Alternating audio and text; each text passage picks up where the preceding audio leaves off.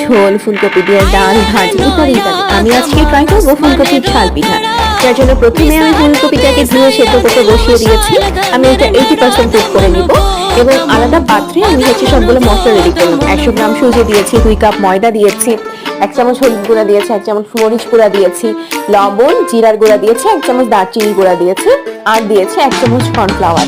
এবার ফুলকপিটাকে সিদ্ধ করার পর পানি ঝরিয়ে নিয়ে ভালো মতো প্রতিটা উপকরণের সাথে ফুলকপিটাকে খুব ভালোভাবে মিশাচ্ছি। এবার পরিমাণ মতো কাঁচামরিচ দিয়েছি। আমি আজকে একটু বেশি ঝাল দিয়েছি। আমি 8 থেকে 10টা কাঁচামরিচ দিয়েছি কুচি কুচি করে কেটে। আর লাস্টে অ্যাড করেছি হচ্ছে একটু কালো জিরা আর ধনিয়া পাতা তো ছিলই। কালো জিরা দিলে কি হয়, আপনি যখন মানে ফুলকপির পিঠাটা খাবেন তখন মুখে যখন কামড় দিলে খুব ভালো লাগবে, একটা আলাদা টেস্ট আসে। এবার আমি একটা প্যানে তেল দিয়েছি। তেল গরম হওয়ার পর এরকম করে ফুলকপিটাকে গোল গোল করে বড় আকৃতি করে ভেজে নিচ্ছি। যত বেশি কড়া করে ভাজবো তত বেশি